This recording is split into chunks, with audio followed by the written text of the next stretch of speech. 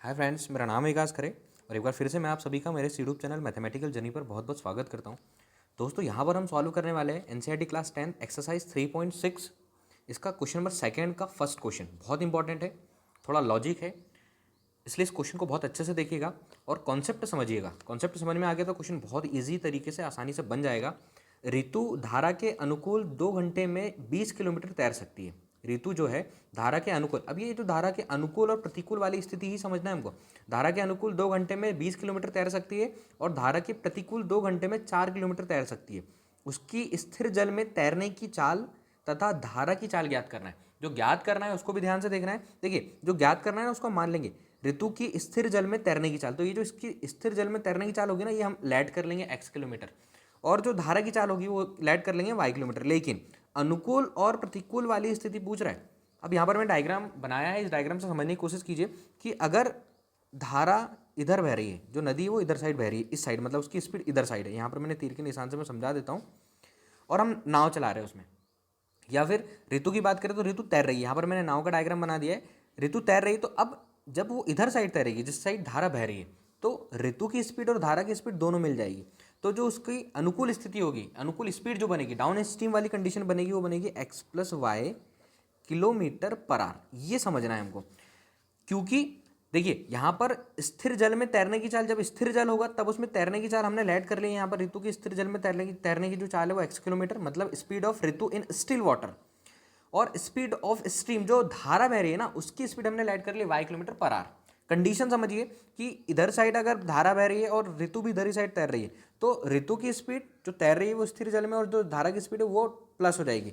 तब अनुकूल स्थिति में स्पीड बनेगी x + y किलोमीटर, क्योंकि वो बोल रहा है कि ऋतु धारा के अनुकूल, जब वो धारा बह रही है उस साइड चल रही है तो 2 घंटे में 20 किलोमीटर पहुंच जाती है। और प्रतिकूल मतलब कि अगर धारा इधर साइड बह रही है और ऋतु उसके विपरीत दिशा में तैर रही है, तो धारा अपनी स्पीड से चलेगी और ऋतु अपनी स्पीड से, तो दोनों एक दूसरे से एक टकराव के माध्यम से दोनों की स्पीड कम हो जाएगी। तो अपस्ट्रीम वाली कंडीशन, प्रतिकूल स्थिति में दोनों की जो रिजल्टेंट स्पीड बनेगी वो बनेगी x - y kilometre per hour. ये उसकी एवरेज स्पीड बनेगी। तो ये आपको याद रखना है, स्पीड ऑफ ऋतु वाइल रोविंग अपस्ट्रीम और डाउन स्ट्रीम, प्रतिकूल स्थिति में और अनुकूल स्थिति में इनकी चाल। ठीक है, तो ये डायग्राम के हिसाब से मैंने समझाया, इसको समझिएगा। एक बार इंग्लिश में पढ़ देता हूँ। Ritu can row downstream 20 kilometres in 2 hours and upstream 4 kilometres in 2 hour. Find her speed of rowing in still water and the speed of the current. ठीक है, तो यहाँ पर हमने लैट कर लिया है स्थिर जल में ऋतु की चाल और धारा की चाल, ये x किलोमीटर y किलोमीटर। मेरे को सिर्फ इतना समझाना था कि अप स्ट्रीम वाली कंडीशन और डाउन स्ट्रीम वाली कंडीशन क्या है, प्रतिकूल स्थिति और अनुकूल स्थिति में चाल क्या बनेगी। अब केस देखिए, केस फर्स्ट क्या बनेगा। केस फर्स्ट, यहाँ से क्वेश्चन को पढ़ लीजिए कि 2 घंटे में 20 किलोमीटर तैर सकती है। किस स्थिति में? अप स्ट्रीम और डाउन स्ट्रीम। तो अनुकूल स्थिति बोला है, अनुकूल स्थिति में, तो यहाँ पर मैं लिख दे रहा हूँ अनुकूल स्थिति, अनुकूल स्थिति डाउन स्ट्रीम में, डाउन स्ट्रीम। क्योंकि चैप्टर हमारा pair of linear equation in 2 variable, 2 चर वाले रैखिक समीकरण, 2 इक्वेशन बनानी है और दोनों इक्वेशन को सॉल्व करके x और y की वैल्यू निकालनी है। आधे क्वेश्चन से एक इक्वेशन, आधे क्वेश्चन से दूसरी इक्वेशन। तो अनुकूल स्थिति में चाल बन गई यहाँ पर। ठीक है, प्रतिकूल स्थिति में यहाँ पर इसकी चाल बन गई।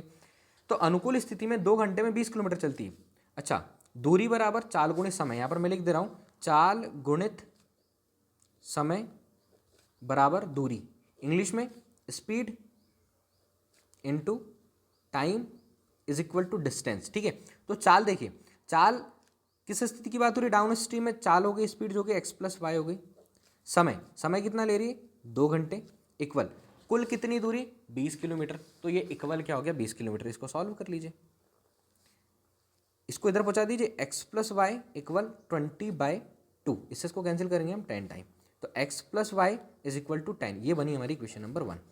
चाहिए क्या था उस पर ध्यान दीजिएगा, स्थिर जल में तैरने की चाल ऋतु की। तो स्थिर जल में तैरने की चाल हमने x लैट करी है और धारा की जो चाल है हमने y लैट कर ली, y मान लिया है। ठीक है, 2 केसेस थे, अप स्ट्रीम और डाउन स्ट्रीम वाला।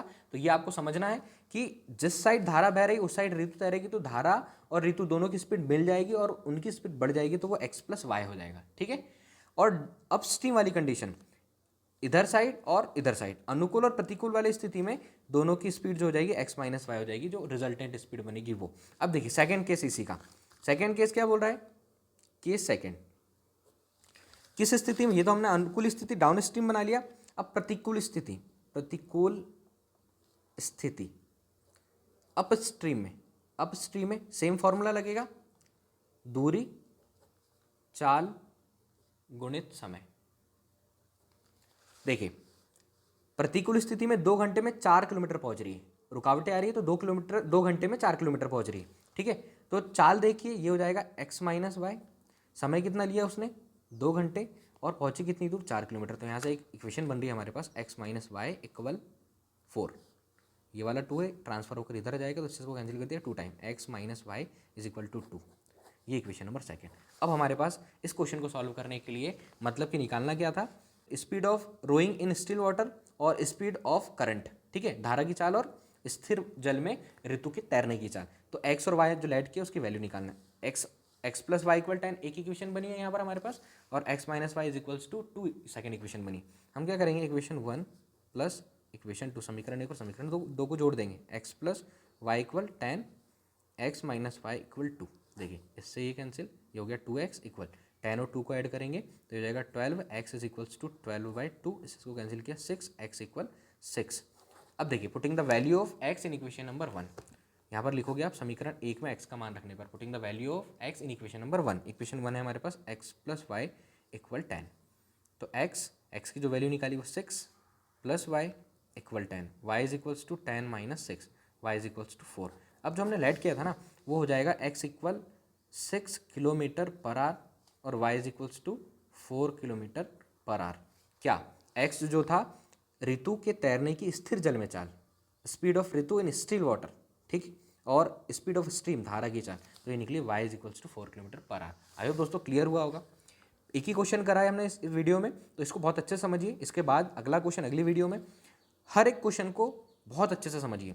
सिर्फ इसमें टॉपिक ये वाला बहुत इंपॉर्टेंट है, आपको इसको ध्यान रखना है। फॉर्मूला आप पता कर लीजिए, दूरी इज इक्वल्स टू चाल गुणित समय, और यहाँ से आप फॉर्मूले बना सकते हो। फॉर्मूला कैसे बनाओगे, समय बराबर दूरी बट्टे चाल, और एक और फॉर्मूला बना लोगे, चाल बराबर दूरी बट्टे समय। अब अगर कॉन्सेप्ट से कुछ भी क्वेश्चन आएगा उसको आप बहुत अच्छे से आसानी से सॉल्व करोगे। Chapter 3 pair of linear equation in 2 variable, 2 चर वाले रैखिक समीकरणों का हल। यहाँ से क्वेश्चन नंबर हमने सेकंड का फर्स्ट किया, इसके बाद हम करेंगे इसका क्वेश्चन नंबर सेकंड। दोस्तों अगर अभी तक चैनल को सब्सक्राइब नहीं किया तो प्लीज़ चैनल को सब्सक्राइब कीजिए, बेल आइकन दबाइए, ताकि हर एक चीज़ आपके तक बहुत अच्छे से पहुँच जाए और आप मैथमेटिक्स को और आसान बना सकें। Thank you friends.